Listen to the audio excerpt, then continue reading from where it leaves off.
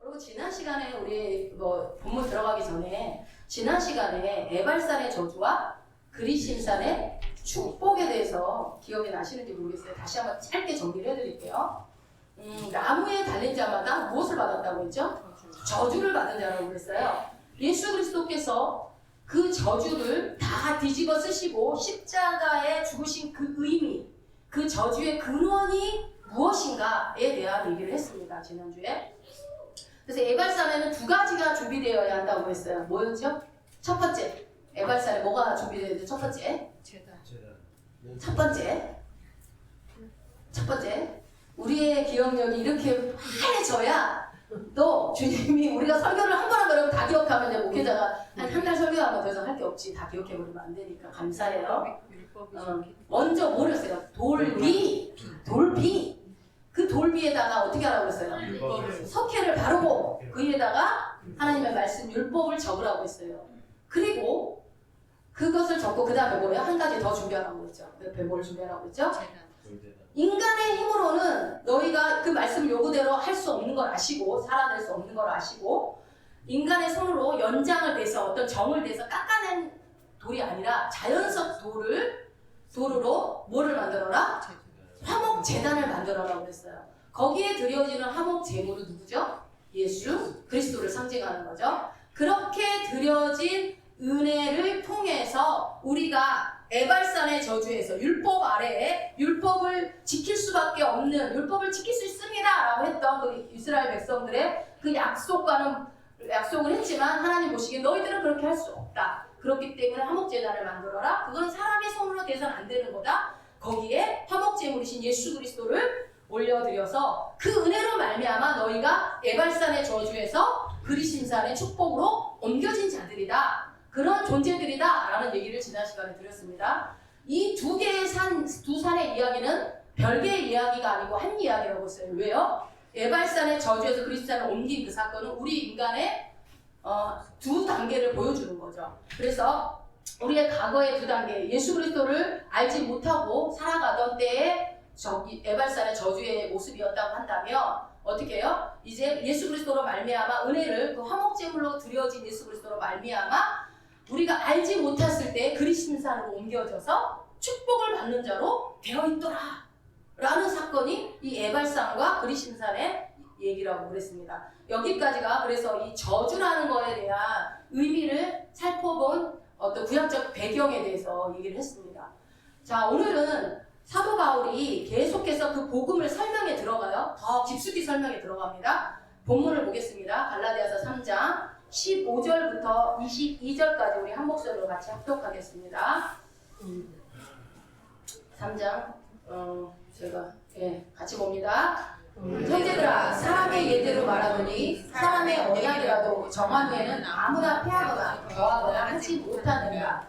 이 약속들은 아브라함과 그 자손에게 말씀하신 것인데 여러 것을 가르쳐 그 자손들이라 하지 아니하시고 오직 하나를 가르쳐 내 자손이라 하셨으니 곧 그리스도라. 내가 이것을 말하노니 하나님의 미리 정하신 언약을 430년 후에 생긴 율법이 없이 하지 못하여 그 약속을 헛되게 하지 못하리라. 만일 그 유업이 율법에서 난 것이며 약속에서 난 것이 아니리라. 그러나 하나님이 약속으로 말미암아 아브라함에게 은혜로 주신 것이라. 그런즉 율법은 무엇이냐? 범법함을 인하여 더한 것이라. 천사들로 말미암아 중보의 손을 들어 베푸신 것인데 약속하신 자손이 오시기까지 있을 것이라. 중보는 한 편만 위한 자가 아니니 오직 하나님은 하나이시니라. 그러면 율법이 하나님의 약속들을 거스리느냐?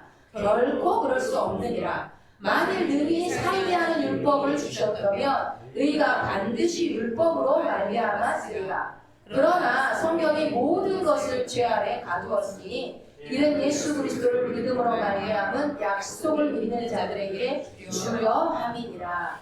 아멘. 오늘 이제 에발산의 저주와 그리심산의 축복에 대해서 그리고 저주 나무에 달린 자마다 저주를 받을 것이다라는 구약적 배경을 말씀하시고 나서 그 저주가 율법 아래 있는 자들인데 예수 그리스도가 죽으심으로 축복받았다라는 설명을 그 여호수아서를 통해서 설명을 했고요. 오늘은 사도 바울이 이 복음에 대해서 구체적으로 설명을 해 나갈 때 여러분이 갈라디아서가 이렇게 짧은데 제가 왜 길게 하냐 왜냐하면 작은 로마서라고 그랬잖아요. 복음의 진수가 갈라디아서 안에 굉장히 많이 들어있어요. 그러니까 여러분들이 갈라디아서만 잘 이해해도 우리의 어떤 이 신학적인 기초 아니면 어떤 신앙생활의 기초, 교리의 기초 이런 모든 것들을 다질 수 있어요. 에베소서도 물론 그렇지만 자, 그 복음을 설명에 들어간 내용을 실제적인 인물을 하나 등장시킵니다.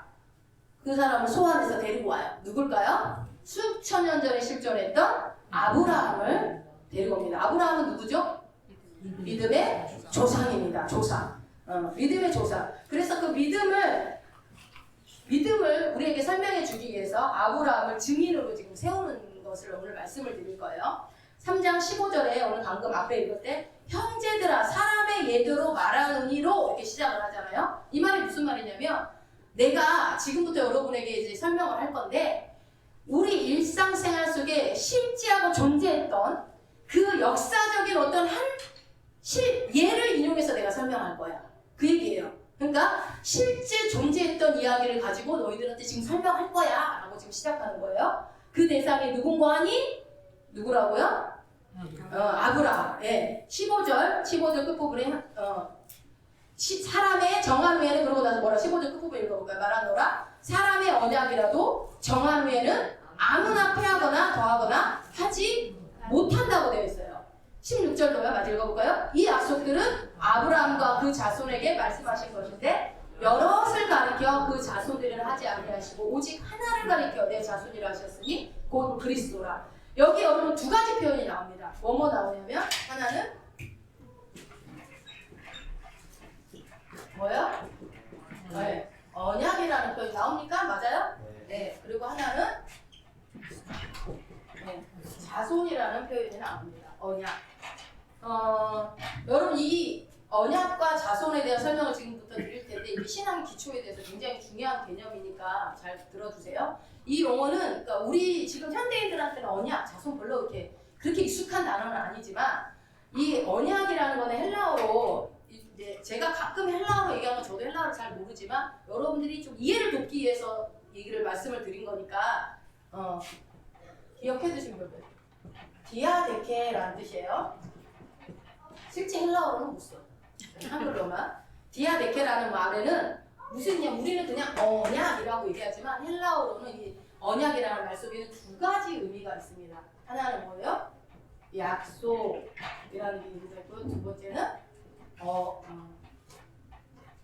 번째는 유언이라는 뜻이 있습니다. 자, 언약이라는 속에는 뭐가 있다고요? 약속과 유언이라는 의미가 있습니다. 여기서 말하는데 이것은 그러니까 하나님께서 어떤 사람에게 약속을 했어요. 어떤 사람에게 약속을 했는데 그 약속을 어떻게 했다고요? 유언적인 성격을 담아서 했다는 얘기예요. 유언적 성격을 담아서 약속을 했다. 자, 누구에게 그 약속을 했죠? 아브라함에게. 그렇죠. 창세기 15장으로 가봅시다. 이제 우리가 또 아브라함을 소환했으니까 또 아브라함의 삶을 또 다 알지만 들여다봅시다. 15장에 5절, 6절을 우리가 저번 시간에도 한번 얘기했었어요. 근데 오늘 조금 더 한 번 더 가볍게 진행을 볼게요. 5절, 6절을 같이 읽어보겠습니다. 그를 이끌고 밖으로 나가 가라사대 하늘로러 목표를 셀 수 있나 보라. 또 그에게 이르되 내 자손이 이와 같으리라. 아브라함이 여호와를 믿으니 여호와께서 그를 그의 의로 여기고 여기시고 나오죠. 안에 이 본문도 이게 하나님의 구원과 우리가 생각하는 믿음의 정의를 새롭게 하는 굉장히 중요한 본문이에요. 실리예요. 그러니까 이것도 여러분 이 부분도 설명을 잘 들으셔야 돼요. 그러니까 다시 한번 이 설명을 좀 드리면 이 앞장에 14장에 창세기 14장에 여러분 어떤 사건이 있었다고요? 네. 롯을 구하기 위해서 그 왕들의 싸움, 네 왕과 네 명의 왕과 다섯 왕이 싸웠는데 네 왕이 이겨가지고 롯을 끌고 가버렸잖아요. 그래서 그 끌고 간 롯을 구하기 위해서 집에서 길르는 318명의 그 사람들을 데리고 가가지고 하나님의 은혜로 이겨가지고 다 살려가지고 오죠. 그리고 나서 15장이 시작되는 게 이후에로 시작되는 게 바로 이후에 아브라함이 두려움에 붙들려 있던 것을 우리는 확인했어요. 전쟁을 치르고 난 뒤에 보복을 당할까봐 두려웠겠지요, 당연히. 다시 한번 말씀드리지만 그 당시에 족장 시대에는 자손이 많은 것이 그 능력의 그리고 그 사람의 힘의 근원이었어요. 그렇기 때문에 자기의 그 후손이 없는 아브라함의 입장에서는 너무 두려운 거야. 속수밖에 안 되는 우리를 그들이 또 4명이 쳐들어오면, 내 왕이 쳐들어오면 꼼짝없이 망할 수밖에 없다, 당할 수밖에 없다라는 그런 생각이 있었기 때문에 너무 두려웠어요. 그래서 당시 족장시대에는 여러분 다산의 신이 너무 많았어요. 물론 나중에 그 다산의 신은 계속 이어져 내려오지만 이 다산의 신이 그 당시에는 많이 나와서 자손이 많아. 그러니까 아내도 하나, 둘, 셋, 넷 막 여러 명 얻는 거예요. 막 자식을 막 올려서 당시에는 나라가 없고 족장시대였기 때문에 그 혈육으로 만들어서 세력을 키우는 거죠. 그런데 이제 정작 이 하나님의 은혜로 승리를 안고 조카를 데리고 끌고 나왔는데 아브라함의 입장에서 갑자기 생각해보니까 두려움이 확 올려요. 이 보복에 대한 두려움이. 그럼 네가 어떻게 하냐? 저한테 물으신다면 성경에 나와 있어요. 뭐라고요? 15장 1절에 한번 봐봐요. 15장 1절 있습니다. 이후에 여호와의 말씀이 이상 중에 아브라함에게 임하여 가라사대 아브라함아 두려워 말라 나는 너의 방패요 너의 지극히 큰 상극이니라. 이 아브라함이 보니까 뭐래? 너는 나의 방패요가 방패가 전쟁 용어라고 그랬잖아요. 그러니까 아브라함의 두려움의 정체가 무엇이다? 이 보복에 대한 전쟁에 대한 보복에 대한 두려움이라는 것을 우리는 두려워 말라. 갑자기 하나님이 두려워 말라. 도대체 뭐가 두려운 거야? 그랬더니 나는 너의 방패야. 그냥 너를 박아주겠다고 그 소리를 한 게 아니라 이 전쟁에 대한 두려움이 있는 그 아브라함에게 내가 너의 방패야 라고 얘기를 하라는 걸 알고 얘기하신 거예요. 우리는 방패인가 보다 라고 생각하지만 근데 아브라함이 속내를 딱 들킨 거죠. 하나님 내 마음 어떻게 알았지? 하나님이니까 알지. 네, 알았죠. 그래서 그러자 아브라함이 자기 속내가 딱 그러니까 진짜 이제 자기 속의 얘기를 해요. 자기 속내를 딱 들키고 나니까 뭐라고요? 2절 3절 읽어봅시다. 아브라함이 가로되 주 여호와여 무엇을 내게 주시려나이까 나는 무자오니 나의 상속자는 이 다메섹 엘리에셀이니이다. 아니 갑자기 여러분 앞뒤 구절이 뭐 방패여 나는 너희 큰 상급이다 그랬더니 갑자기 나의 후손은 저기 다메섹에서 에비멜렉이 있다고. 에비멜렉이 아니라 누구죠?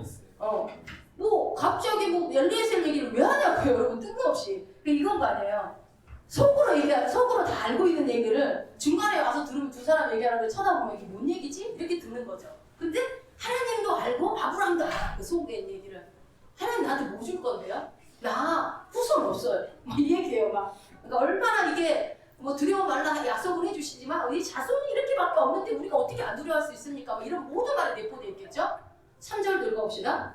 아브라함에도 가로되 주께서 내게 씨를 주시라니 내 집에서 길리온 자가 나의 후사가 되고. 후사가 누구다? 네가 하나님이 씨를 안 줘서 나는 더 이상 후사가 없는데 아쉬운 대로 이 사람을 엘리에셀을 내가 이렇게 해야 되겠습니다 라고 적나라한 속내를 아브라함이 드러내는 겁니다.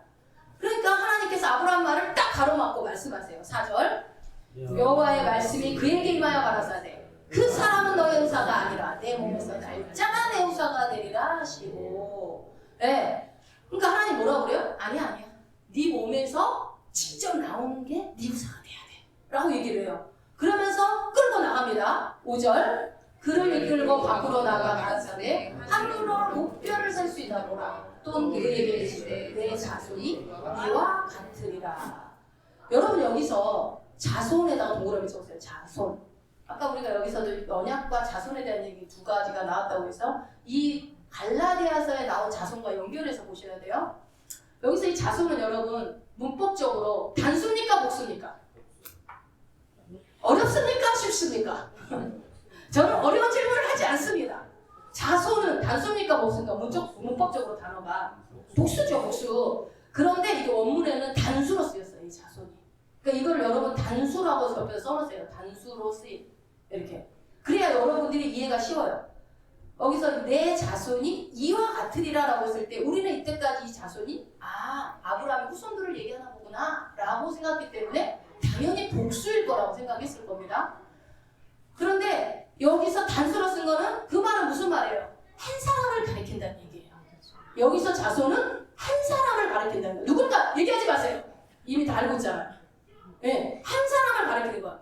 그래서 이거를 갈라디아서 본문 현장에 가서 제가 다시 한번 설명을 할게요. 이거는. 그래서 어쨌든 하나님께서는 아브라함에게 무엇을 약속해요? 자손을 약속하십니다. 이 약속을 듣고 아브라함이 6절에 이렇게 말해요. 뭐라고요? 아브라함이 여호와를 믿으니 여호와께서 이를 그의 의로 여기시고. 여러분 여기서 아브라함이 여호와를 믿었다는 말이 성경에서 처음 등장한다고 그랬어요. 내가 아브라함이 하나님을 믿었다라고 표현하는 게 여기 처음 나오는데 이 앞에서도 하나님과 아브라함은 수많은 대화가 있었어요, 없었어요? 있었어요. 대화가 있었고 수많은 인도도 있었고 수많은 경험도 했단 말이에요. 아브라함이. 그런데 한 번도 믿었다라는 표현은 나오지 않았어요. 그런데 창세기 15장 이 6절에서 여호와를 믿으니라는 말이 등장을 해요. 그리고 그 뒤에 여호와께서 뭐래요? 그것을 그의 의로 여기시고라고 했단 말이에요. 여러분 여기서 의는 아까 방패가 전쟁 용어이듯이 의는 법정 용어라고 저번에도 말씀드렸어요. 법정 용어. 그러니까 뭐예요? 법적으로 선언이 됐다라는 얘기예요. 이제 너는 의라고 딱딱딱 법정 용어의 의. 여러분 제가 이렇게 막 모르는 얘기할 때 거기다 막 성경에다 써놔요. 간주를 해놔. 그래야 나중에 보면 아 이게 확실한 법정 용어라는 거 뭐예요? 한번 결정이 나면 끝나는 거야. 더 이상 어떤 번복이 있을 수 없다. 그래서 이 믿음은 뭐냐면 아브라함이 믿었다는 그 믿음이 아니라는 얘기를 하려고 해요. 하나님이 그러니까 아브라함이 내가 믿었습니다 해서 믿은 그 믿음이 아니고 하나님이 끊임없이 아브라함의 인생에 개입을 하셔서 아브라함을 설득하고 아브라함을 또 아브라함과 대화하고 아브라함에게 막 고집을 피우시고 그 열심을 내시고 그 아브라함을 하나님께서 받아들였다는 그 뜻이에요. 그걸 한 것을 아브라함이 하나님이 설득당했다라는 뜻이에요. 아브라함이 하나님께. 네, 그러니까 하나님이 그 인생을 아브라함 인생 속에 개입하셔서 계속 하나님 되심을 설득을 하다 보니까 어느 날 아브라함이 그 하나님의 설득과 고집과 열심 속에 어떻게 됐다고요? 설득이 되었다고요. 받아들이게 됐다라는 그 뜻인 거예요.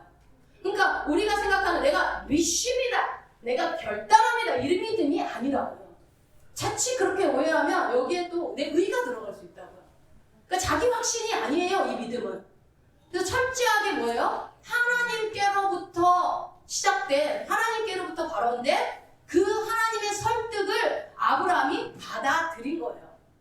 자, 그러면 이렇게 하나님께서 그거를 받아들이니까 이거는 믿음이라고 보기보다는 사실 그냥 그래요? 근데 그래요? 살짝 받아들이니까 해줘버려요 하나님이. 사실 이후에 여러분 계속 아브라함의 행보를 보면 믿음이라고는 이렇게 표현하기에는 할 수가 없는 일들이 여러분 잘 아시죠? 그래서 드디어 이제 아브라함이 그 앞에 삶 가운데서 받아들여주고 하고 나니까 의라고 여겨주시니까 드디어 이 의로 여겨준다는 말이 이제 법적으로 그러니까 뭐야? 이제 너는 내 아들이다. 법적으로 확실하게 내 아들이다. 내 자녀다. 너는 내 백성이다. 하면서 하나님이 선언을 해버린 거예요. 뭐 어떻게 해요? 공개적으로. 그러니까 단 한 번도 믿음에 대한 얘기가 안 나는데 여기서 나왔을 때는 아브라함이 그렇게 하나님의 설득 가운데 받아들여지니까 거기서 공개적으로 넌 내 아들 빡빡빡 해버린 거예요. 여러분 나 같지 않아요? 우리 여러분 같지 않아요? 그렇게 해주신 거예요. 그럼 그 전에는 아브라함이 하나님 백성이 아니었나요? 아니죠. 그 전에도 하나님 백성이었죠. 그런데 아브라함은 철저히 이제 눈을 뜨기 시작한 거예요. 예? 천천히 하나님에 대해서 어떻게 해요? 감각이 열려져 가고 있는 거죠. 우리가 그랬잖아요. 처음부터 하나님을 막 왕창 알았지 않았잖아요. 천천히 열어져 간 거예요.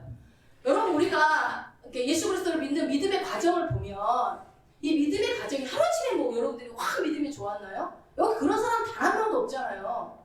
여기 제일 짧게 신앙생활 하신 우리 원병희 성도님 계시지만 이제 1년, 2년, 3년, 4년 지나면 믿음이 나중된 자가 먼저 될 수 있다고 성경이 말했기 때문에 믿음이 어떻게 될지 알 수가 없어요.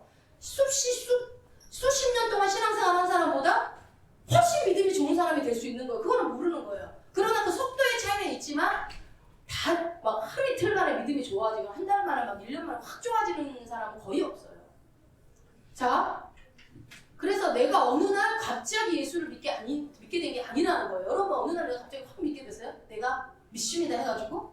아니라고요. 하나님은 그 전에 여러분 잘 생각해보세요. 자기 인생을. 우리를 설득하는 시간들이 있었다니까요. 분명히 설득하기 위해서 여러 가지 사인을 줬어요. 여러분의 인생에. 내가 하나님 있다라는 거. 사인을 줬고 또 인생의 고비도 줬고 인생의 험한 길을 통해서 그러니까 막 저번에 얘기했잖아. 네 거 아니 내 거가 이렇게 썸 타듯이 하나님 우리 인생 가운데 계속 툭툭 고난과 어려움과 사인을 주면서 계속 하나님 되심을 보여줬을 거예요. 아마 우리 오명희 성도님도 이 교회 들어오기 전에 이미 오래전에 아마 많이 하나님이 사인을 주셨을 거예요. 저는 그렇게 생각해요. 그걸 안 받아들였을 뿐이지. 이제서 늦게 받아들이신 거지. 지금이라도 너무 감사하죠. 근데 그거를 그 작업을 하나님이 계속 하신 거예요. 여러분의 인생 가운데. 그러다가 그러니까 하나님은요 작업의 귀재야. 여러분들이 여기는 뭐 다 이미 우리 서정의 서준이구나. 작업을 나중에 할 때는 하나님께 기도하고 작업을 하란 말이죠.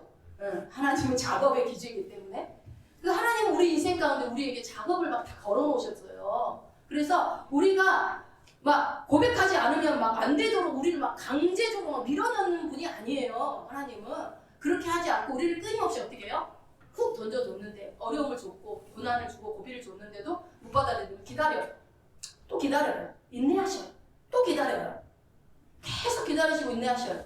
그러면서 어떻게 해요? 한 번씩 내가 이만큼밖에 놀아갔는데 어떻게 이런 일이 일어났지? 뭔가 나 보이지 않는 뭔가 나 도와주는 것 같다? 예수 안 믿는 사람들한테도 그러면서 그게 설득당해요. 우와. 그래서 요번에 여러분 또 박명수가 예수 믿게 됐대잖아요. 몰라요?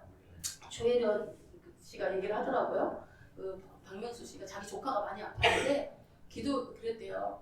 그러니까 뭐 조혜련이 그 조혜련 집사가 막 변화된 걸 보면서 옆에서 뭐 저렇게 하나 이런 것들 봤겠죠. 그랬는데 매일 성경 읽고 맨날 뭐 이렇게 복음 전하고 이러는 거 있으니까 그랬는데 진짜 하나님이 있나 이런 생각을 하게 된 거예요. 그러면서 우리 조카를 살려주면 내가 하나님 믿어야 되겠다. 근데 살려준 거야 하나님이. 이거는 진짜 하나님 살아계신 거라고 지금 신앙생활 한대요.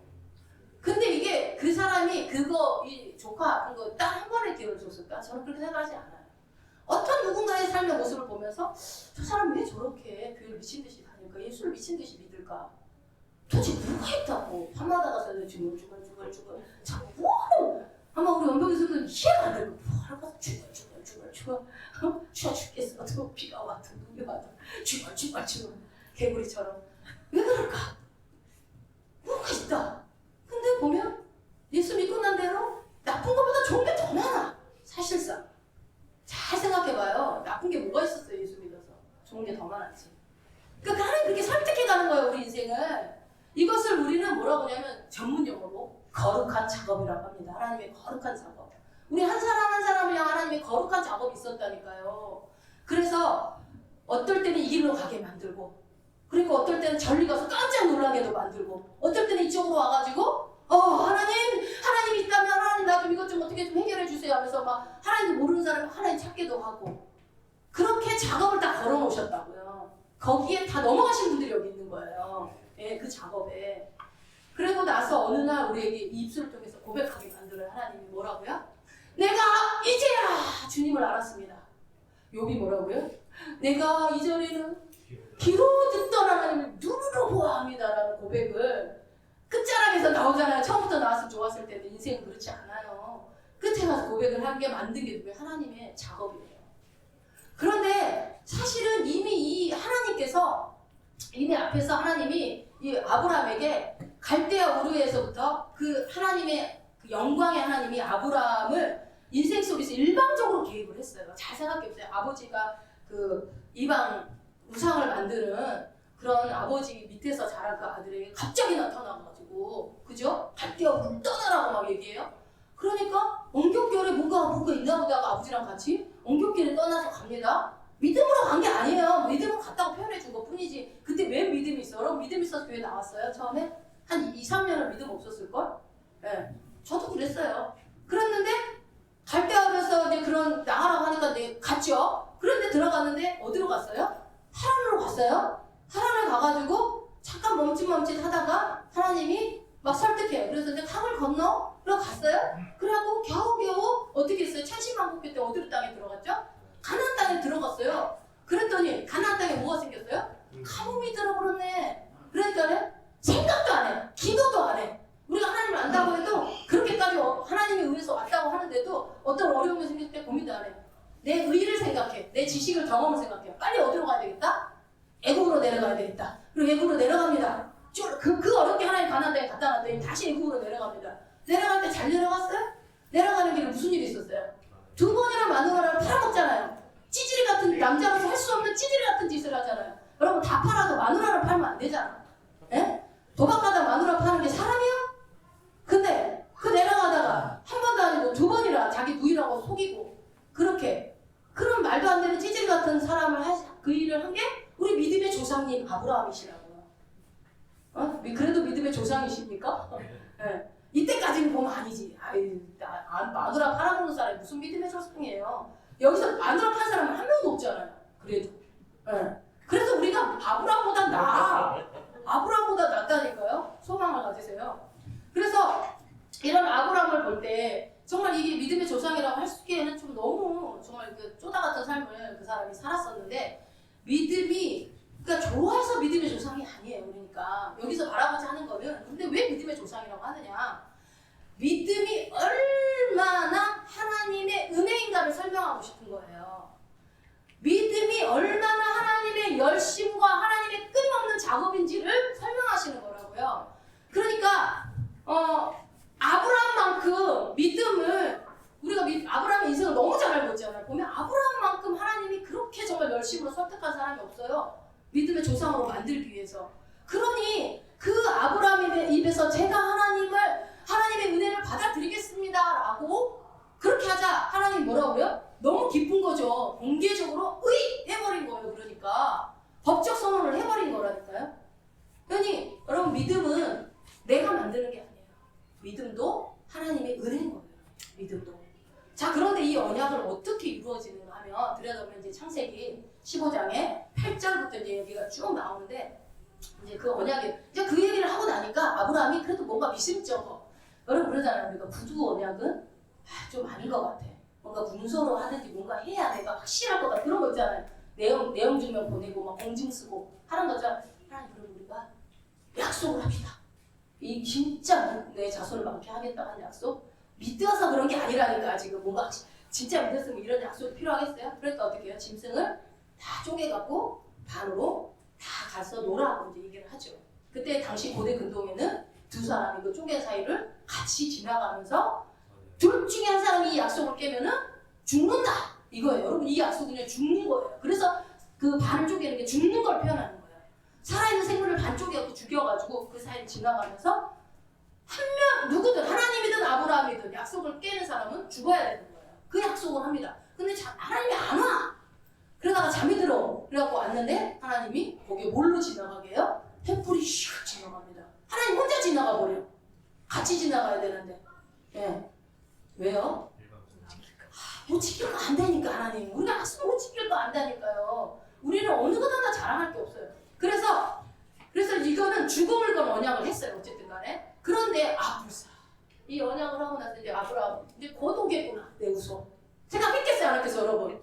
어느 날 하나님 기도하는데 공중에 내가 너를 복주고 복주고 복주리라 막 했어. 그랬어요. 아니면 오늘 31일 날 목사님과 기도해 주는데 내년에 내가 내년이 아니더라도 내가 너를 축복하리라 막 했어.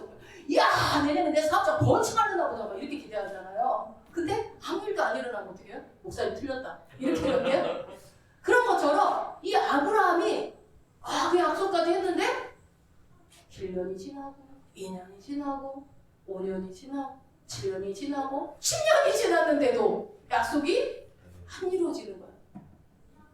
여러분 시간이 지날수록 얼마나 똥줄타겠어요. 아브라함과 사라. 왜요?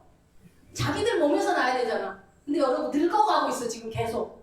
이거는 몸이 건강해야지 건강한 자손을 낼 텐데 할머니가 돼가고 있고 할아버지가 돼가고 있는데 야 이거 하나님만 믿고 있다 큰일 났다. 이제 사례가 베개 머리 송사라고 하나요? 그래서 여보 우리 하나님만 믿다고 우리 대가 끊기게 생겼어. 이러다 큰일 나갔어. 내가 눈 한번 찔끔 감아줄 테니 내 하간한테 들어가서 빨리 후소 봅시다. 이러다 우리 우리 족이 싹 망하게 생겼다. 후손을 못 입게 생겼다고. 그러니까 아브라함이 남자들은 또 여자들 말에 너무 잘 먹어. 기가 맑잖아요. 근데 베개머리에서 한 얘기 또 잘 듣잖아. 속닥 한 거예요. 그러니까 어떻게 됐어요? 아브라함이 그래? 알았어 못 이기는 척하면서 들어가지고 덜커덕 이스마엘을 가져버리게 됐네요. 여러분 어쩌면 우리 신앙생활은 이렇게 똑같을까? 아브라함 얘기할 게 아니에요. 신앙생활 끊임없이 여러분 신앙생활 신앙생활이 뭡니까? 신앙생활은 막 기도 오늘 응답 기도해가지고 막 바로 막 일주일 뒤에 받고 막 한 달 뒤에 응답 이게 신앙생활이 아니에요. 신앙생활은 끊임없이 하나님의 시간과 하나님의 결과를 기다리는 싸움이라고요. 하나님의 때, 하나님의 방법적인 결과를 기다리는 게 신앙생활이라고. 내 생각을 관철시켜서 하나님 바꾸는 게 아니라. 그런데 인간이 제일 못하는 게 뭐다? 기다리는 거예요. 여러분 우리가 제일 못하는 게 기다리는 거예요. 그래요 안 그래요? 예, 저도 그래요. 기다리는 거. 이제는 그러니까 아브라함이 너무 다급해져가지고 그냥 넘어가 버리죠. 그래서 이제 창세기 16장에 4절 한번 볼래요? 아브라함이 하갈과 동침하였더니 하갈이 잉태하매 그가 자기의 잉태함을 깨닫고 그 여주인을 여러분 하나님 말대로 안 들으면 꼭 이렇게 분란이 일어난다니까요. 예. 자기 하나님이 하라는 대로 안 하고 기다리고 있다가. 그러니까 여러분 그러니까 왜 아브라함이 하갈에게 들어가서 덜코덕 아이를 갖게 됐는데 자신의 지혜를 모아서 합의하에 가장 확실해 보이는 방법을 선택한 거예요. 그 수단. 맞아요? 네. 그렇게 해서 낳은 애가 뭐예요? 이스마엘이에요. 여러분 이스마엘이라는 존재가 그러니까 뭐예요? 이삭하고 완전 대비되는 거죠? 이스마엘은 사람의 지혜와 수단과 방법으로 낳은 아이예요. 가장 인간이 지혜롭다고 가장 확실하다고. 그렇죠. 우리라고 그렇게 생각 안 하겠어요. 늙어가는데 이제 더 이상 얘기를 못 날 확률이 이제 카운트다운 들어가고 있는데 10년이면 많이 기다렸죠. 아브라함 대단하지 않아? 근데 10년이면 많이 기다린 거야. 여러분 기도 응답을 하고 10년 동안 아무 말 없어 봐. 여기서 내가 보기에는 와 뭐 다 뭐 말해 뭐예요. 그냥 하나님 그만둘 수도 있어 신앙생활. 네. 그런데 이 이스마엘은 하나님이 약속한 아이가 아니었단 말이에요. 이때부터 여러분 봐봐요. 하나님 말대로 안 살면 어떤 일이 벌어져요. 아브라함과 하나님 사이에 몇 년 동안 13년간 침묵이 흐릅니다. 여러분 이 침묵은 엄청 무서운 거예요. 알아요? 자, 예전에 여러분들 부모 밑에 있을 때 몰라 이렇게 착하게 산 사람들 그런 일 없는지 모르겠지만 죄를 졌어. 잘못을 확실하게 아버지한테 이제 뒤지게 혼날 죄를 졌어. 그런데 아버지가 한 말도 안 해. 얼굴을 마주쳐도 뭐라고? 너 일로 와봐. 이 소리도 안 해요. 쌩 하고 지나갑니다. 빨리 두들겨 패줬으면 좋겠어 차라리. 그 침묵 알죠 여러분? 아니 우리 최다입사 모른다. 저 알아요. 엄마가 해놓은 일이 잔뜩 있는데 아무것도 안 해놓고 엄마 아빠가 들어왔을 때 야 오늘 죽었다. 근데 진짜 죽여요 우리 엄마는. 근데 만약에 침묵을 하시면 어떻게 돼요? 뭐 눈치 보는 거죠. 바로 그런 하나님이 침묵을 해버려요. 그러다가 13년 만에 아브라함에게 나타나십니다. 하나님도 승질난 거예요. 13년 만에 나타나서 첫 마디가 뭐라고 그럴까요? 17장 1절을 읽어봅니다. 아브라함이 99세 때에 여호와께서 아브라함에게 나타나서 그에게 이르시되 나는 전능한 하나님이라 너는 내 앞에서 행하여 완전하라. 여러분 이 말씀이 하나님이 13만 년 만에 아브라함에게 나타나서 자 아브라함 내가 내 소개를 할게. I am 그라운드 자기소개하게 하면서 나는 너의 전능한 하나님이다. 내 앞에서 완전 이 얘기하려고 했을까요? 아니잖아요. 뭐라 그러는 거예요? 이거는 무서운 질책을 얘기하는 거죠. 야, 그럼 어떻게 해요? 나는 전능한 하나님이야. 그 말은 뭐예요?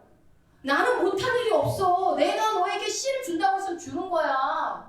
너는 왜 내 약속은 다 내 시간과 약속은 다 무시하고 내 수단과 방법을 기다리지 않았니? 그 얘기 아닙니까? 이 한마디 속에.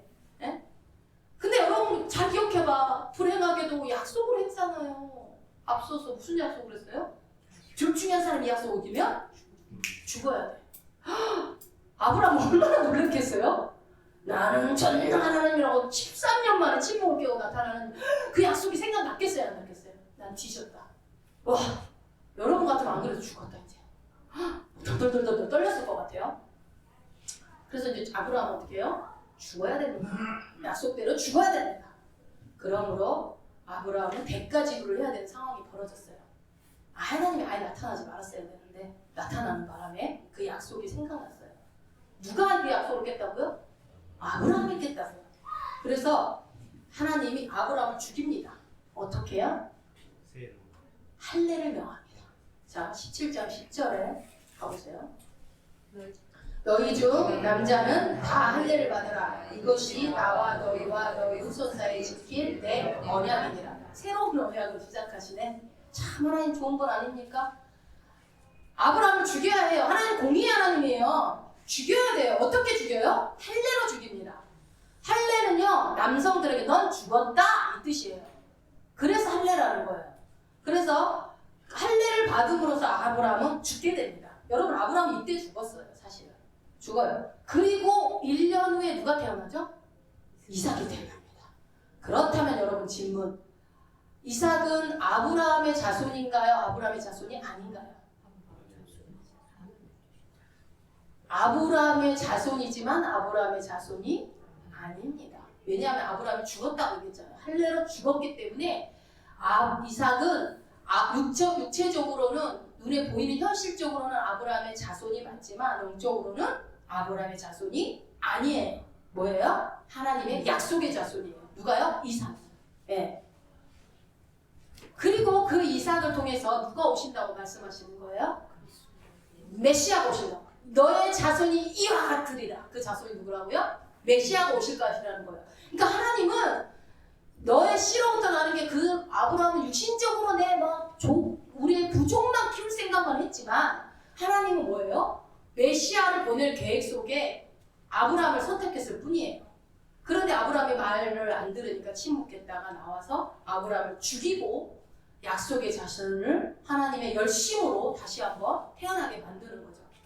그래서 그렇게 이제 결국은 메시아가 오겠다라는 증거. 그때는 아브라함은 하나님이 그렇게 자세하게 설명해 주는 분이 아니잖아요. 또 하나님은. 그래서 단수로 얘기한 거예요. 복수가 아니라. 이제 이해가 되시죠? 근데 이 얘기를 히브리서에도 또 나오거든요. 히브리서 가봅시다. 9장으로 가봐요. 히브리서 9장. 이제 설득력 있게 히브리서 9장에서 히브리 기자가 말씀을 합니다. 16절, 17절을 같이 읽어봅시다. 유언은 그 사람이 경고한즉 유언한 자가 살았을 때에는 언제든지 효력이 없느니라. 아멘. 여기서 여러분 유언은 유언한 자가 유언한 자가 살아있으면 효력이 없지만 죽어야 효력이 있다고 지금 얘기하는 건 당연하죠. 당연한 얘기인데 앞서서 여러분 갈라디아서 3장 15절에서 언약에는 두 가지 의미가 있다고 그랬어요. 뭐라고요? 약속과 유언이라는 의미가 두 가지 의미가 있다고 했죠. 그래서 유언이 이제 죽어야 그 사람 유언한 사람이 죽어야 효력이 있는데 그래서 누가 죽어야 되는 거예요? 예수 그리스도가 죽어야 돼. 그 약속을 했잖아요. 무슨 약속을 했어요? 예수 그리스도가 네 자손으로 올 거다라는 약속을 했는데 그 약속이 그 유언이 이루어지려면 어떻게 해야 된다고요? 그 언약이 이루어지려면 유언한 사람이 죽어야 돼요. 그러니까 누가 죽어야 돼요? 메시아가 죽어야 되는 거예요. 예수 그리스도 하나님이 죽어야 되는 거예요. 네. 그래서 유언한 자가 죽어야 효력이 있다라고 말하고 있고 예수 그리스도가 그래서 죽은 겁니다. 왜요? 그 유언을 완성하기 위해서. 그러니까 당연히 죽었어야만 하죠. 예수님은. 그분이 십자가의 대속의 제물로 바쳐지면서 저주를 다 뒤집어 쓰고 율법 아래 있는 우리가 율법 아래 평생 매여서 지옥 갈 수밖에 없었던 우리에게 그 죄를 다 뒤집어 쓰시고 화목제물로 누가 죽으셨다고요? 예수님께서 죽으신 사건이라는 거예요. 그래서 그 유언이 이 약속이 언약이 성취됐어야 안 됐어요? 성취가 돼버린 거예요. 그러니까 창세기부터 여러분 우리가 구약 신약에 다 예수 그리스도의 얘기를 하고 있는 거예요 지금. 그러니까 이 십자가 사건은 여러분 잘 생각해 보세요. 저번에도 제가 이 십자가 너희 눈앞에 밝히 보이지 않느냐, 십자가는 현실이다라고 현재다라고 얘기를 했던 것처럼 이 십자가 사건이 2000년 전에 박물관에 박제된 어떤 짐승 같은 사건이 아니고 박제된 사건이 아니고 굳어져 있는 그때 그 사건으로 굳어져 있는 게 아니라 2000년 전 갈보리 언덕에 일어났던 십자가의 죽음은 현재라고요.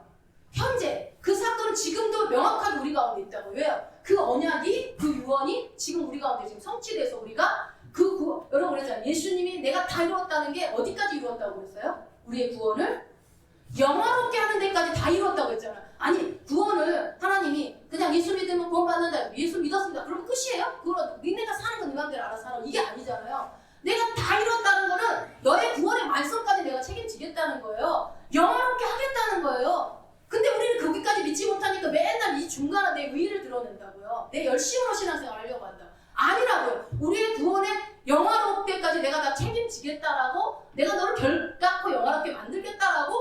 예수님은 약속을 했고 그것이 지금 우리에게 이루어져 가고 있잖아요. 그래서 구원은 이미 우리가 구원을 받았지만 구원을 이루어 가고 있는 중이라고 그랬잖아요. 그렇기 때문에 지금 우리는 구원의 여정 속에 가고 있고 결국은 영화로운 단계까지 갈 겁니다. 하나님의 열심히 내 의가 아니라. 그렇기 때문에 여러분 그 십자가의 사건은 2000년 전 십자가 사건은 지금 현재라고요. 그 사건이 여전히 나에게 적용되고 있다고요.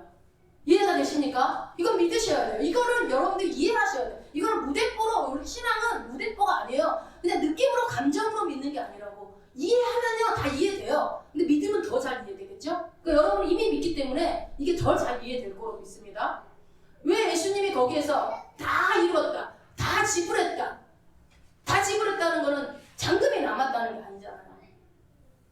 그것을 결국은 우리의 거룩한 의까지, 구원의 완성까지를, 그 자리까지를 다 완불했다라는 것을 여러분 다시 한번 믿으시고, 이 완불된 구원을 지금 우리는 뭐예요? 이 시간이라는, 우리 하나님은 시간에 구애받지 않아요. 2000년 전이나 지금이랑 똑같이 한 놈을 다 보고 계세요. 근데 우리는 시간에 구애받는 존재, 제한된 존재다 보니까 이 시간의 흐름 속에서 천천히 풀어져 가고 있는 거예요, 이 구원이.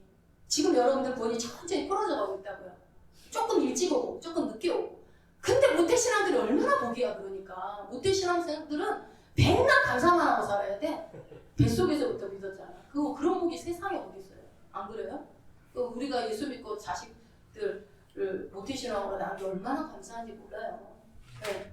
그러니까 이것을 여러분 에베소서 2장 22절에서 확증하고 얘기를 하잖아요. 뭐라고요? 너희는 성령 안에서 하나님이 거하신 처소가 되기 위하여 예수 안에서 함께 지어져 간다고 되어 있어요. 그러니까 우리는 결국은 나중에 어떻게 된다고요? 하나님이 거하시는, 성령 안에서 하나님이 거하시는 처소가 될 건데, 근데 지금 예수 안에서 함께 지금 막 지어져 가고 있는 거예요. 여러분 우리는 지금 완성된 상태가 아니에요. 지어져 가고 있는 과정이에요. 그러니까 불완전하죠. 네, 늘 예수 믿는데도 어려운 일이 있고 힘든 일이 있고 아프기도 하고 속상하기도 하고 이렇기도 하고 슬프기도 하고 막 짜증도 나고 혈기도 나고 이런 거예요. 이게 이제 저와 여러분은 법적으로 이미 의인이 되었습니다. 믿으십니까? 네. 그런데 하는 행동은 우리가 내면의 세계는, 우리의 내면의 세계는 의인이에요? 의인답지 못해요? 분명히 의인. 아멘 했는데 지금 방금 전에 했는데 우리의 내면의 세계는 의인답지 못하단 말이에요.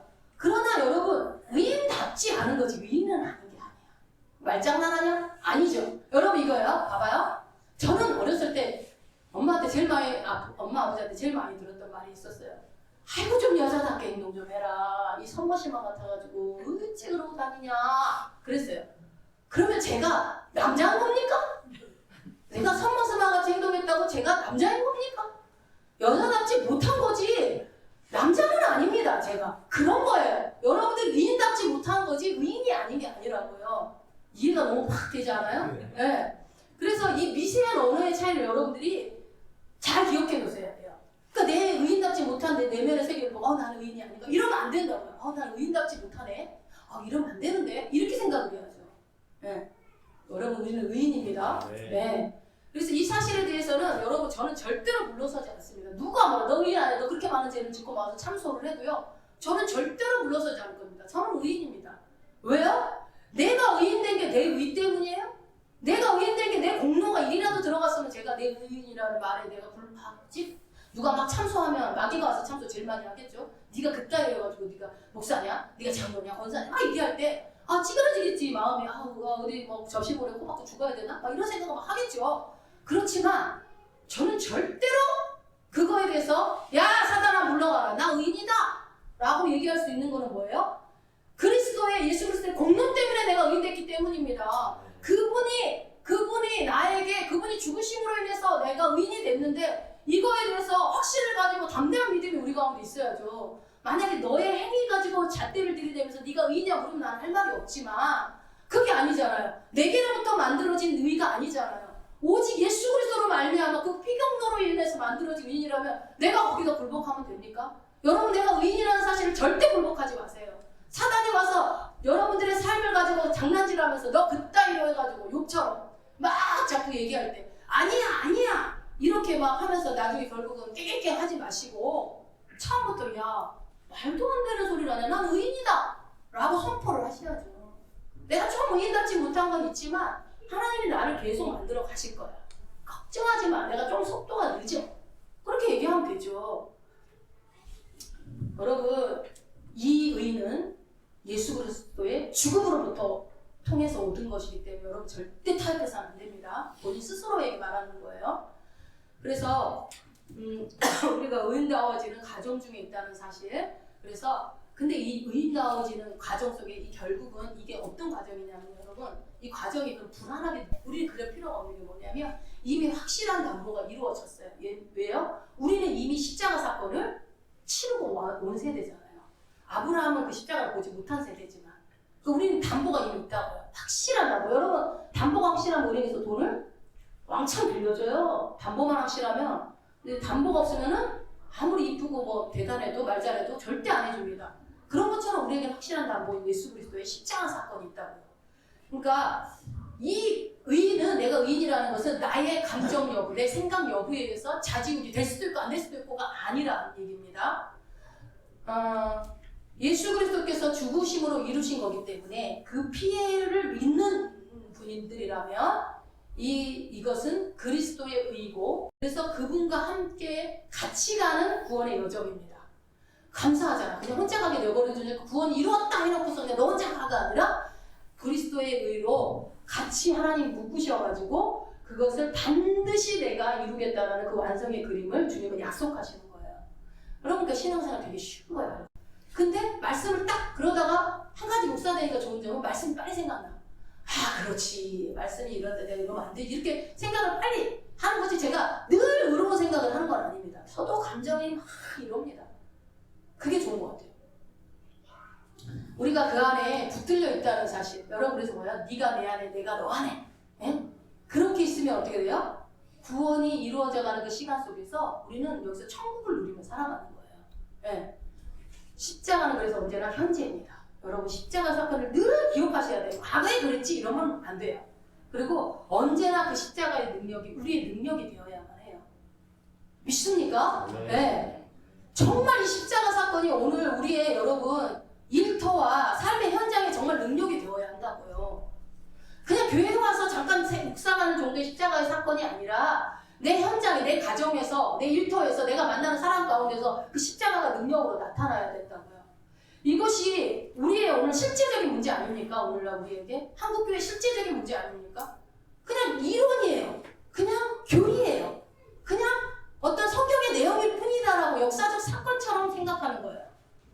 물론 여러분들이 그런 거 아니지만, 여러분, 십자가의 능력이 구원의 티켓을 줬나요? 줬죠. 근데 거기서만 끝나면 안 되지. 십자가에 있는 거지. 내가 구원받았다. 예수 믿는 구원받으려고 내가 천국 가려고 이렇게 단순하게만 대답하시면 안 돼요. 구원의 티켓 정도로 끝나면 안 된다고요. 십자가의 능력은 구원의 티켓 정도로만 여겨질 그 정도의 그렇게 단순한 사건이에요. 여러분, 구원은 내가 이룬 게 아니잖아요. 구원은 그냥 거저줬잖아요. 근데 하나님께서 거저주면서 이 기간 동안 우리를 구원을 예수 믿은 순간 우리를 딱 죽여갖고 데리고 가면 되잖아. 천국 가는 게 단순히 목적이라면. 안 그래요? 예수 믿습니다. 예수 믿는 자마다 구원을 얻으리라고 했으면 고백하는 순간 확 죽여버려야지. 그럼 바로 천국이지. 근데 왜 안 죽이고 살잖아요? 중간에 막 죄도 너무 많이 짓고 막 타락도 하고 막 이건 예수 안 믿는 사람보다 더한 죄를 짓고도 살게 왜 내버려두냐고요. 한심하게. 그때 죽였으면 바로 고백하는 순간 확 죽여버렸으면 바로 천국 갔을 텐데, 더 좋은 세상에. 그러면 생각 안 해봤어요? 안 해봤으면 말씀을 모르는 거야. 고민 좀 해봐요. 그래서 저는 고등학교 2학년 때 죽었어야 돼. 그래서 확실하게 천국이에요. 천국 가는 티켓 정도로 하나님이 구원을 말씀하신 게 아니라는 얘기를 하는 거예요. 왜 살려놨겠어요, 여러분을, 우리를? 에? 근데 맨날 구원을 받을까 말까 요거만 고민하고 있으면 어떻게 해요? 평생 살다 어느 날은 구원이 있다, 어느 날은 없다. 이거는 그러니까 내가 구원 티켓을 줬다 뺐다, 하나님 줬다 뺐다 하는 거 아니고, 응? 여러분 뭐라는 거예요? 오늘이란 현장 속에서, 우리가 현실 속에서 이 십자가의 능력을 너희들이 막 쓰라는 거예요. 아버지께 다 내 거라니까요. 예수 그리스도께서 여러분 십자가에서 그렇게 죽으셨다면, 그러면 마지막으로 우리가 생각해 봐야 될 게, 율법은 그럼 소용없는 건가요? 율법은 소용없을까요? 사실 신약에 보면 예수님이 와서 율법을 다 깨뜨리고 막 그런 거 보면 율법은 별로 안 중요한 것 같기도 해. 그죠? 우리 갈라디아서로 다시 가봅시다. 갈라디아서 3장. 16절, 17절 같이 읽어봅니다. 이 약속들은 아브라함과 그 자손에게 말씀하신 것인데 여럿을 가리켜 그 자손들이라 하지 아니하시고 오직 하나를 가리켜 내 자손이라 하셨으니 곧 그리스도라. 여기 아까 그 답이 나와 있죠. 이게 그 여기다 옆에다 여러분이 창세기 아까 15장 몇 절이었죠? 16절이었나요? 그거를 관주를 옆에다 해놓으면 좋겠죠. 그러면 나중에 이어서 볼 수 있겠죠. 그리고 17절 읽어봅시다. 내가 이것을 말하더니 하나님의 미리 정하신 언약을 430년 후에 생긴 율법이 없이 하지 못하여 그 약속을 헛되게 하지 못하리라. 예. 내 자손이라 하셔서 그리스도라는 한 것이 아까 얘기했던 그 약속의 자손이 오실 그리스도를 말씀하신 것입니다. 왜 그분이 오셔야 했기 때문에 예, 그렇게 한 거죠. 그분이 오셔야 뭐가 있어요? 인류의 소망이 있어요. 맞습니까? 네. 그래서 성경은 전체적으로 율법에 대해서 이제 세 가지를 설명하는데 빠르게 말씀을 드릴게요. 갈라디아서 3장 17절에 나와 있는 것에 하나님께서 미리 정하신 언약, 그렇죠? 미리 정하신 언약이라고 나와 있어요. 그게 무슨 언약입니까, 여러분? 미리 정하신 언약이 예수 그리스도가 와야 인류의 소망이 있다, 구원이 있다라는 그 언약이죠. 누구에게? 아브라함에게 했던 그 언약이죠. 그런데 430년 후에 생긴 율법이 그 언약을 폐기하지 못한다고 말씀하신 건 무슨 뜻일까요? 자, 여러분 질문할게요. 자, 확실하게 대답을 해주세요. 자, 여러분들의 성경 지식을 판단하는 타임입니다. 이스라엘 백성들이 홍해를 먼저 건넜습니까? 율법을 먼저 받았습니까? 이야, 우리는 뭐 너무 훌륭하지. 당연한 거죠. 당연하죠. 홍해를 건너고 나서 시내산에서 율법을 받았어요. 그래서 고린도전서 10장 1절 2절에 보면 바울이 뭐라고 그래요? 이 홍해를 건넜다는 것을 영적으로 세례를 받았다라고 표현하죠. 기억나시죠? 그건 기억 안 나요? 네. 홍해를 건넌 거는 세례를 받은 거예요. 여러분 세례는 누가 받아요? 세례는? 오늘 좀 길어져도 좀 들으세요. 마지막에 이거 중요한 부분이니까 여러분들이 잘 닫고 세례를 맞이하면 좋겠어요. 세례는 누가 받아요? 어려워요? 질문? 예수 그리스도를 구주로 고백한 사람들이 받는 게 세례죠. 구원받은 자가 세례를 받아요. 그렇죠? 근데 세례는 구원의 조건입니까? 아니죠. 세례 안 받았다고 해서 구원 못 받는 건 아니에요. 예수를 믿으면 구원을 얻는다고 했어요. 그 구원의 조건은 아니에요. 그러나 구원받았다는 표는 됩니까? 네, 그렇죠. 표시는 되죠. 그래서 세례를 받죠. 그러니까 우리는 이미 홍해를 건넜습니까? 안 건넜습니까? 네. 우리 이제 원병희 성도님은 내년에 받으시겠지만 홍해를 우리는 이미 건넜어요. 그래서 구원을 받은 자로서 그러니까 구원받은 표를 우리가 얻은 거죠. 구원받은 표. 그러니까 세례를 안 받았다고 해서 구원을 안 받은 건 아니니까 어쨌든 표시는 우리가 얻었어요. 그래서 우리는 이미 홍해를 건넜단 말이에요. 그러고 나서 어디서? 광야에서 시내산에서 모세에게 하나님이 율법을 주십니다. 잘 아는 내용이죠. 그러면 율법이 홍해를 건너는 조건입니까? 아니죠. 홍해를 건너고 율법을 받았으니까 율법은 홍해를 건너는 조건이 될 수 없습니다. 홍해를 건넌 자에게 율법을 줬으니까. 그렇죠? 홍해를 건넌 자에게 율법을 줬어요. 그러니까 율법은 구원을 얻느냐 못 얻느냐의 조건으로 주신 것이 이해가 되시죠? 그러니까 율법으로 구원을 얻지 못한다는 수많은 그 설명들이 여기서 명확하게 그러니까 홍해를 먼저 건너고 세례를 받고 예수를 구원을 먼저 받고 난 다음에 율법을 받았다고요. 구원이 먼저라고요. 율법이 먼저가 아니고. 그래서 이거를 여러분 조금 더 이제 율법의 의미를 좀 접근해 들어가 보면 로마서 7장 7절로 가보세요. 로마서 7장 7절. 로마서 7장 7절을 한번 읽어보겠습니다. 그런즉 우리가 아직 못 찾았나요? 그런즉 우리가 무슨 말하리요? 율법이 죄냐? 그럴 수 없느냐? 율법으로 말미암지 않고는 내가 죄를 알지 못하였으니 곧 율법이 탐내지 말라 하지 아니하였다면 내가 탐심을 알지 못하였으리라. 아멘. 여기서 율법의 첫 번째 기능이 나옵니다. 뭐라고요? 그러니까 지키십시오라고 주신 게 아니라고요. 율법 반드시 지켜 하고 준 게 아니라고요. 이 로마서 7장 7절 말씀처럼 율법이 우리에게 들여대어지지 않았다면 율법을 딱 우리한테 들여대지 않았다면 우리는 몇 점짜리 죄인인지 알 수가 없었다고요. 이게 죄가 죄인지도 몰랄 뻔했다고요. 그 율법이 없을 때는 죄인이 아니었습니까 우리가? 아니죠. 율법이 없었을 때에도 우리는 죄인이었는데 율법을 들이대니까 내가 죄인인지 확실히 알겠더라는 거죠. 그래서 율법이라는 잣대가 들이대자 우리가 들통이 나버렸어. 우리가 뭐요? 빵점짜리 죄인이라는 게. 완전히 죄덩어리라는 게 그냥 드러나는 거예요. 율법 딱 들이대니까. 그래야 그래. 여러분 우리가 율법의 잣대 지금 들이대면 여기 있을 사람이 어디 있어요? 율법의 잣대 들이대면 여기 천국 갈 사람 한 명도 없어요. 만약 그걸로 구원을 조건을 들이댄다면 그러므로 우리 안에는 선한 것이 없습니다. 아무 선한 것이 없어요.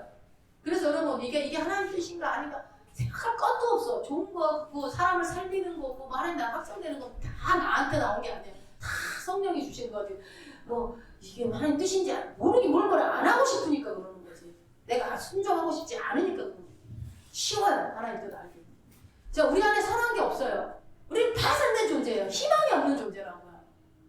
그렇게 정확히 맞죠? 우리는? 그런데 이 율법의 두 번째 기능이 뭐냐면 첫 번째는 뭐예요? 뭐라고요? 우리가 죄인지 아닌지 몇 점짜리 죄인지 그걸 알게 하는 기능을 하는 게 바로 율법이라고 했어요. 근데 두 번째 기능은 갈라디아서 3장 24절에 나와 있습니다. 갈라디아서 3장 24절을 같이 읽어보겠습니다. 우리 같이 율법이 우리로 인도하는 모학 선생이 되어 우리로 하여금 믿음으로 말미암아 의롭다함을 얻게 하려 합니다. 아멘. 놀랍게도 율법이 우리를 어디로 인도한대요? 예, 예수께로 인도한대요. 그러니까 율법의 두 번째 기능은 뭐라고요? 우리를 예수께로 인도하는 기능이 율법이다라고 얘기를 하고 있죠. 이게 무슨 얘기냐면 우리에게는 누가 필요하다고요? 아, 나는 파산된 존재야. 나는 망했다. 나는 빵점짜리 주인이야. 완전 나 죄덩어리네. 어떡해. 나한테 선한 게 없는 게 들통나고 나니까 이제는 어떻게 해요? 중보자가 있어야 되겠구나. 나 혼자로서는 나로서는 도저히 하나님 앞에 갈 수도 없고 구원받을 수 없는 존재구나라는 걸 알게 되는 거죠. 그래서 하나님에게로 영원한 생명회로 나아가기 위해서 우리는 그 능력이 안 되니 하나님 앞에 나아가기 위해서 능력이 안 되니 누가 필요하다고요? 중보자가 있어야 되는 거라고서 깨닫게 되는 게 예수께로 인도한다는 얘기예요. 여러분 예수님 없이 구원 얻을 수 있어요? 예수님 없이 살 수 있어요? 그 생각만 하면 여러분 막 눈물 나잖아요. 예수님 믿는 게 너무 감사하잖아요. 그래서 이것을 절실하게 여러분들이 눈뜨게 만들고 깨닫게 만들고 안내하는 역할이 율법이 하는 거라고요. 그러니까 우리가 말씀을 보면서 어느 날 막 갑자기 그 말씀이 확 꽂혀가지고 막 눈물을 철철철 흘리기도 하잖아요. 그래서 내가 주님과 멀어졌구나. 주님께 돌아가자. 막 이렇게 하는 게 율법의 기능이라고요. 다윗이 여러분 다윗의 밧세바 사건이 여러분 왜 중요하냐면 여기서 여러분 이게 구원을 얘기를 해요. 그러니까 여러분들이 잘 아는 거니까 제가 짧게 할게요. 간음과 살인을 동시에 저질렀어요. 다윗이. 그랬을 때 다 숨겼어요. 아무도 모르게 숨겼어요. 그랬는데 누가 나타나요? 나단 선지자가 등장합니다. 대놓고 얘기하지 않고 비유로 얘기합니다. 왕이시여 어떤 가난한 농부가 있는데 그 사람에게는 딸처럼 양 한 마리가 있는데 딸처럼 키우는 양이 한 마리 있었는데 그 옆에는 부잣집 한 사람이 있는데 그 부잣집에 행인이 와가지고 그 부잣집 사람은 양도 많고 재산도 많고 하는데 그 행인을 대접하려고 하나밖에 없는 딸처럼 키우고 있는 그 양을 뺏어다가 그 행인을 대접했습니다. 왕이시여 어떻게 해야 됩니까? 다윗이 어떻게 했는지 여러분 기억나세요? 반응이? 다윗이 여기 제가 읽어드릴게요. 다윗이 그 사람을 크게 놓아요. 나단에게 이르되 여호와의 사심을 가르쳐 멸시하느니 이 일을 행한 사람은 마땅히 죽일지라. 여러분 이 말이 진심이었을까 뻥이었을까요? 진심이지. 자기 얘기인지 몰랐으니까 완전. 근데 그만큼 어떻게 보면 저는 다윗이 되게 순수한 사람이었던 것 같아요. 다윗이 되게 좋은 왕이었잖아요. 백성들을 생각하고. 감히 그런 자들이 확 죽여버려. 이거 아니에요. 그럼 뭐 살더란 뭐예요? 그랬더니 나단 선지자가 뭐라고요? 당신이 그게 너다! 막 이래버린 거죠. 당신이 그 사람이라. 사무엘상 12장에 가면 나옵니다. 그 여기 사무엘하 여기에서 다윗은 찍소리도 못하고 무너져버려요. 와르르. 그게 죄입니다. 여러분 그게 뭐가 죄냐고요? 뭐 가늠죄 짓고 살인죄 그것도 죄인데 뭐가 죄냐면 그거 말고 내가 누군지 모르는 게 죄예요. 내가 죄덩어리인 거, 내가 죄인 중에 개수인 거, 나는 파산된 존재인 거, 나는 소망이 없는 존재인 걸 모르는 게 죄라고요. 여러분 우리가 그거를 모르니까 내 의가 항상 살아나는 거예요. 그러고 나서 이 다윗이 유명한 시를 씁니다. 여러분 잘 아시는 시편 51편에 보면 막 처음부터 막 죄인에 대한 얘기를 쫙 해요. 그래서 3절에 뭐라고 하냐면 대저 내 죄가를 아오니 내 죄가 항상 내 앞에 있습니다. 보니까 이게 죄가 감당이 안 되는 거야. 내 죄가 뭐 이런 것도 있고 저기도 있고 저기도 있고 그러니까 하나님 나라 정직한 마음을 쓰게 해주세요. 막 이러다가 5절에 내가 체험 중에 출생하였으며 모친이 죄 중에 나를 이렇게 이제 막 죄를 막 거슬러 가다가 어디까지 가는 거야? 엄마 뱃속까지 가는 거예요. 그만큼 자기가 죄에 쩔어 있다는 거를 발견하게 돼요. 바울 이 사건을 통해서. 자신이 얼마나 죄인인지를 그리고 입술로 고백해낸 게 시편 51편의 말씀이에요. 나중에 시편 51편 읽을 때 그 심정을 생각하고 읽어보세요. 막 죄에 쩔어가지고 막 바울이 막 고통스러운 마음이 느껴져요. 그래서 결국 어떻게 해요? 하나님과 인간 사이에는 이 중보자가 필요하구나. 그거를 다윗이 이 밧세바를 통해서 우리아와 밧세바의 그 사건을 통해서 철저하게 깨닫게 되는 사건이에요. 그래서 그때서야 메시아의 필요성을 느끼게 됩니다. 우리에게 메시아가 필요하구나. 우리의 구원할 대상, 구원할 분이 필요하구나. 그래서 인간은 중보자가 있어야 되겠구나. 그래서 우리는 결국 뭐야? 그 그리스도의 그 중보자 대신 예수 그리스도의 의로 우리가 묶인 거예요. 오케이, 알았어. 그렇다면 더더욱 율법 필요 없겠네. 더더욱이 예수 그리스도 의로 묶여졌다면. 그런데 예수님은 뭐라고 그래요? 더더욱 율법을 또 강조해요. 여러분 잘 아시는 마태복음 5장 17절에 뭐라고 그래요? 내가 율법이나 선지자나 폐하러 온 것이 아닌 줄로 생각하지 말라. 폐하러 온 것이 아니요 완전케 하려 함이로다 라고 말씀합니다. 잘 아시는 말씀이니까 안 찾을게요. 우리에게는 완전케 할 능력이 없는데요 예수님? 라고 얘기할 수 있겠죠. 그래서 우리는 결국 어떻게 해요? 신랑 대신 예수 그리스도와 함께 같이 죽고 같이 새 생명 가운데 살아나는 수밖에 없어요. 우리가 같이 죽어야 돼요. 죽어야 살아요. 죽어야 부활이 있어요. 그러니까 우리가 십자가 사건이 현재가 돼야 된다는 얘기가 그때 내가 예수님이 죽었구나 이 생각을 하는 게 아니라 나도 그때 죽었구나. 나도 그때 예수님과 함께 못 박혔구나 라는 걸 늘 생각을 해야 된다. 나는 죽었구나 이미. 아브라함이 죽은 뒤에 이삭을 출생한 것처럼 내 삶은 그때부터 새로운 인생이 되는 거예요. 그거를 믿고 고백하는 그 순간부터. 그래서 로마서 7장 4절에서 이렇게 소개합니다. 다시 로마서 7장 4절을 읽으셔야 될 것 같아요. 로마서 7장 4절 같이 봅니다. 그러므로 형제들아 너희는 그리스도의 몸으로 말미암아 율법에 대하여 죽임을 당하였으니 이는 다른 이인 곧 죽은 자 가운데서 살아나신 이에게 가서 우리로 하나님을 위하여 열매를 맺게 하여 함이니라. 아멘. 여러분 여기에 킹 제임스 번역으로 보면은 뒷부분에 뭐라고 되어 있냐면 그러니까 7장 4절이죠. 뒷부분에 가면은 다른 죽은 자 가운데서 살아나는 이에게 가서라고 여기는 되어 있잖아요. 개역 한글에는. 근데 킹 제임스 번역에는 뭐라고 하냐면 죽은 자들로부터 일으켜 지신 분과 결혼하게 하려 함이라라고 결혼을 얘기해요. 근데 이게 더 우리에게 이해가 더 쉬울 것 같아요. 결혼으로 설명을 해요. 자, 이 결혼에 대한 설명을 여러분 거기다 결혼을 같이 써놓으면 좋을 것 같아요. 결혼. 그래서 그러니까 내 힘으로는 할 수 없지만 내 힘으로는 하나님의 영광스러움과 거룩함에 이룰 수는 없지만 우리가 그리스도와 함께 죽고 그 안에 다시 부활의 생명으로 선물을 받음으로 인해서 로마서 기자가 말하는 거죠. 하나님을 위하여 열매를 맺히게 하려는 것이다. 그러니까 우리가 이걸 하면 그럼 내가 열매를 맺혀야 되나? 이렇게 생각하는데 그게 아니라 아까 뭐라고 했어요? 예수 그리스도와 우리가 결혼하게 된 거라고요. 그러니까 우리가 구원을 받은 순간 우리가 결혼하게 되는 거예요. 신랑이신 예수 그리스도 나는 신부가 되는 거예요. 그렇게 되면 어떻게 해요? 그분이 내 안에 거하고 내가 그 안에 거한다는 것은 하나가 된다는 얘기죠. 그러니까 여러분 내가 막 그 안에 거해야지. 이분이 이렇게 생각할 필요가 없어. 그냥 나는 이미 하나님과 결혼했기 때문에 하나 된 존재라고 믿으시면 되는 거예요. 그리고 이제는 그러니까 그러고 나서 보니까 이제 어떻게 되냐면 이 율법이 부담과 짐이 아니야. 자, 여러분 왜 우리가 이 말씀에 막 어떻게 다 살아가면서 이러지 말고 이게 부담이 아니라는 게 뭐냐면요. 짐이 아닌 게 뭐냐면 여러분 신랑이 이렇게 하면 즐거워해. 예를 들어서 아침에 일어나서 한번 안아주면 너무 좋아해. 아침에 일어나면 우유 한 잔을 따뜻하게 데펴주면 너무 행복해. 그거를 모르는 게 행복한 거예요? 아는 게 행복한 거예요? 모르는 게 좋아요? 해주기 귀찮으니까? 지가 알아서 꺼내 먹든지 말든지 찬 거 먹든지 말든지. 신부라면 신랑이 나잖아요.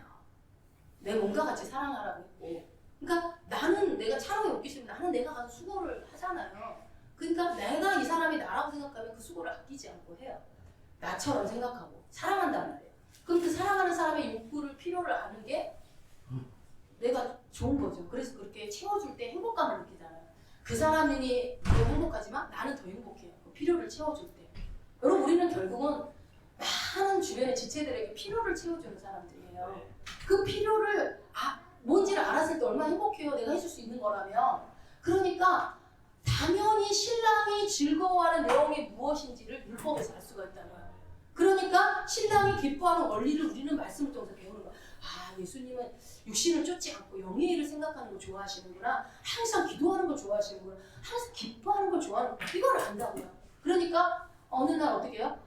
마치 이제 막 신혼 때 남편한테 아직 막 맨얼굴 잘 안 보여주고 막 조심스러울 때 어떻게 해요? 어떻게든 예쁘게 눈곱 띄고 막 준비하고 얼굴을 맞이하는 신부처럼 그런 것처럼 예쁘게 보이려고 하는 것처럼 이 율법이 나에게 기쁨과 감격이라고. 신랑이 이거 좋아하니까 내가 이렇게 해줘야지라고 하는 것처럼 단장하는 것처럼. 네, 단장이라는 표현이 맞겠네요. 그래서 여전히 율법은 우리를 그리스도의 신부로 단장하게 만든다고요. 주님이 좋아하는 거 이거 해야지.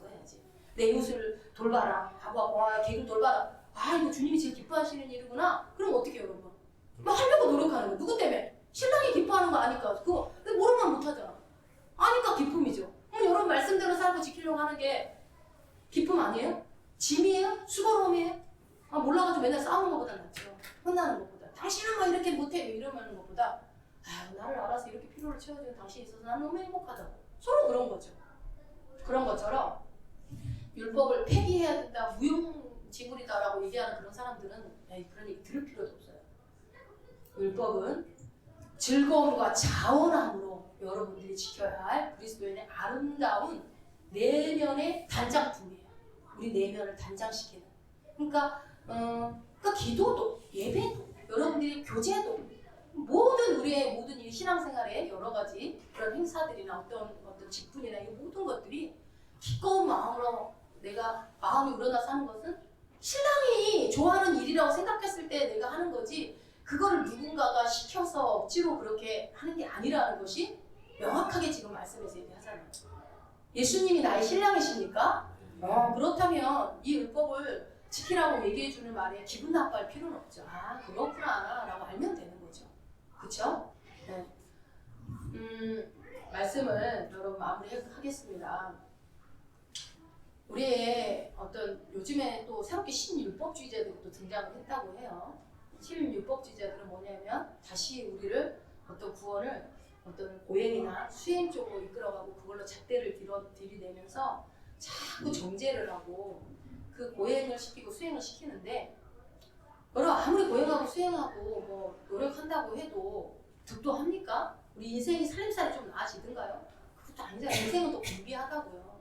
그래서 늘 답답하고 답이 없어요, 솔직히. 근데 여러분 그게 막 예수 믿는데 왜 이래가 아니라 당연한 거라니까요. 당연해요. 그런 곤비한 사막길을 가는 인생들에게 알고 하나님이 말씀하시잖아요. 예수님이 뭐라 그래요? 수고하고 짐진 자들아 다 내게로 오라. 내가 너희를 쉬게 하리라. 여러분 이거는 내가 너 수고하고 짐진 자들아, 나의 시집살이, 나의 가난함, 나의 없는 질병에 대한 고통에 못 벌고 이러고 있는 건 어떤 휴머니즘적인 차원에서 초대가 아니에요, 여러분. 수고하고 짐진, 내가 오늘 너무 힘들었어. 너무 내가 돈이 없는데 너무 마음고생했어. 이걸로 부르는 게 아니라고요. 뭐냐면 예수께서 가라사대 내가 곧 길이요 진리요 생명이니 나로 말미암지 않고는 아버지께로 올 자가 없다라는 인류의 인생의 단 하나뿐인 살 길을 말씀하시는 거라고요. 수고하고 짐진 자들아 내게로 오라라는 게 그냥 단순히 우리의 육신의 문제를 해결하려고 그런 게 아니라 우리의 구원의 길을 설명하는 거라고요. 그래서 길은 하나다. 길은 뭐다? 오직 예수 그리스도 하나뿐이다. 이 설명을 드리는 거예요. 그러니 여러분 율법주의가 뭡니까? 율법주의는 아브라함이 자신의 합의와 자신의 지혜와 자신의 가장 확실한 계획으로 나온 이스마엘의 율법주의예요. 그게 율법주의라고요. 모든 인간의 수고와 노력으로 만들어진 그 아이. 맞습니까? 네, 그래서 그 결과물들이 바로 율법주의적인 사고라고요. 그러니까 여러분 율법이 말씀을 지키라고 해야 이게 율법주의다 이렇게 이게 아니고 내 방법, 내 생각, 내 의, 내 경험으로만 모든 일을 하려고 하는 그게 율법주의라고요. 여러분 새롭게 하셔야 돼요. 그러니까 목회자들이 앞에서 여러분 이렇게 사시면 율법주의자 이렇게 판단하시면 신랑이 이거 기뻐해요. 알려드리는 거예요. 여러분에게. 잘 살아서 나중에 주님 우리 곧 보게 될 거 아니에요. 그때 신랑이 준비한 신부처럼 되라고. 그래서 넉넉히 기름 준비하고 있다가 신랑 오실 때 나팔 소리와 함께 딱 첫째 부활에 무조건 가야 되잖아요. 네, 다 갈 겁니다. 걱정하지 마세요. 근데 그렇게 하기 위해서 그러면 좀 잘 준비되고 잘 단장하면 신부가 좀 이쁘게 단장하고 가면 좋잖아요. 깨재재하게 가는 것보다. 그러려고 말씀을 주신 거라고요. 근데 뭐 어떻게 사직해 뭐 이러지 마시고 그럼 깨재재하게 하고 가시면 돼요. 깨재재한 신부가 될 거예요. 신부가 아니진 않아. 네. 그래서 여러분 이제 한 해를 머물러서 이제 2022년 마지막 주 수요예배를 마치는데 이제 2020년 3년 새해에는 이 십자가를 현실로 여러분들 내 눈앞에 밝히 보는 것처럼 보시면서 이 소망을 가지세요. 이 말씀만 하고 마칠게요. 제가 우리 젊은이들 방에서 얘기를 했는데 첫째 아들 얘기가 나오잖아요. 우리는 그 돌아온 탕자에게 둘째 아들에게만 포인트를 맞추는데 사실은 그건 첫째 아들 얘기예요. 둘째 아들 아버지 마음을 알아. 그러면 된 거야. 돌아왔잖아요. 그러니까 둘째 아들 얘기가 아니에요. 그 얘기는. 맨날 돌아온 탕자 얘기만 하는데 돌아온 탕자는 돌아왔으니까 끝난 거예요. 첫째 아들이 중요한 거예요. 첫째 아들. 첫째 아들이 누구예요? 나잖아 나. 맨날 아버지와 함께 있는 예수 믿고 있는 우리잖아요. 근데 첫째 아들이 뭐라고 그래? 뭐라고 불평해요? 아버지! 나한테는 염소 한 마리도 친구들하고 먹으라고 주지도 않더니만 주식기는 참기들하고 그렇게 재산 다 파먹고 다 날리고 저 불어 막 심한 놈한테는 어떻게 잔치를 괴롭혀주고 반지도 껴주고 새옷도 주고 있을 수도 없어요. 여러분 그러니까 아버지가 뭐라고 그래요? 아버지 뭐라고 그래요? 내 것이 다 네 것이야. 야! 내 것이 다 네가 그걸 처음 알았나 봐. 그걸 처음 한 거야. 그 첫째 아들은 처음 한 거예요. 아니 아버지가 달라면 안 좋겠어요? 소 한 마리라도 안 좋겠어요? 10마리라도 안 좋겠어요? 다 내 건데? 여러분 첫째 아들이잖아요 여러분들이. 그래서 눈치만 보고 이렇게 하면 주님이 줄까? 기도 짧게 했으니까 안 주나? 길게 하면 주나? 금식 안 해서 안 주나? 내가 새벽 예배 안 나왔으니까 꿀밤 했나? 새벽 예배 안 나와서 내가 입이 이렇게 틀어져 미치겠어 막 그런 얘기 할 때마다. 여러분 이제 그런 데 좀 벗어나시고 성장 좀 하세요. 이제 왜? 첫째 아들한테 그럴 때 아버지가 얼마나 마음이 아팠겠어요. 네가 그걸 나한테 말했으면 내가 줬을 텐데. 여러분 말하세요. 아버지한테 염소 주세요. 친구들하고 놀게. 소 주세요. 안 했잖아. 안 해놓고 왜 아버지한테 왜 안 줬냐고 그래. 지가 달라서 왜 안 해. 첫째 아들이 아버지 마음 몰랐잖아요. 둘째 아들은 알고 돌아왔잖아요. 여러분 내가 첫째 아들이더라고. 내가 보니까 와 하나님께 다 내 것이고 내가 예수 그리스도가 내 안에 계시면 그 능력이 다 내 건데 왜 나는 그거를 모르고 살았지만 다시 한번 깨달아지는 거야. 이야 그래서 지금은 막 당당하게 구하죠. 더 당당하게 여러분. 그 전에도 당당했는데 지금 더 당당하게 구해지는 거야. 아버지 나 이거 필요해. 속으로 막 당당하게 요구해요. 여러분 막 괜히 막 착한 척 하지 말아요. 하나님 앞에서 다 알아서 그래. 막 괜히 머리 굴리지 마세요 속에서. 그냥 필요한 거 얘기해요. 그러고서 그러고 그런 순간 깨달음이 다 만들어질 것이고 응? 하나님 뜻이면 이루어질 거고 아무 걱정이 없어. 내 말만 하면 돼 우리는. 하나님 나 이거 원해요? 근데 안 들어줬어. 그건 뭐야? 이게 들어주는 게 나한테 유익이 아닌가 보다. 더 좋은 거 주시려나 보다. 살았던 그가 얼마나 지난 세월이 후회됐겠어요. 여러분 얘기했잖아요. 하나님 나라가 내 삶 가운데 임하게 해달라고 했는데 하나님 앞에 가가지고 너 하나님 내 인생이 왜 이렇게 서글펐어요? 내 인생이 왜 이랬어요? 왜 그랬어요? 왜 아브라함이 자손이냐? 그럼 뭐라 그래요? 약속대로 너희가 유업을 받을 거라고 그래요. 아브라함이 얼마나 부자였는데 이삭도 엄청 거부했고. 근데 여러분 꼭 물질을 얘기하는 게 아니라 그만큼 우리 안에 다 있다는 얘기예요. 다 구하여야 할지니라 하늘을 왜 구하라고 할까요? 왜 구하라고요? 얘기. 우리 그러잖아. 애들 필요 알지만 얘기하면 그래? 모른 척하면 그래 필요해서 설득해 자식은. 그렇게 해서 성장하게. 하나님도 그렇게 하신다고요. 자 내년 2023년에는 여러분들이 주님께 구해서 누리고 열매를 아까 하나님 뭐라고 했어요? 열매를 맺게 하기로 했잖아요. 그 열매는 저절로 맺혀져요. 내가 그분과 결혼했다는 사실 믿기만 하면. 이제 내년에 보겠어요. 이 말씀을 믿는 자들에게는 내년에 많은 열매가 주렁주렁 열려질 것이고 하나님의 축복이 어마어마하게 쏟아질 겁니다. 그래서 내게 주신 것들을 마구마구 흘려보내는 일들이 일어나야 돼요.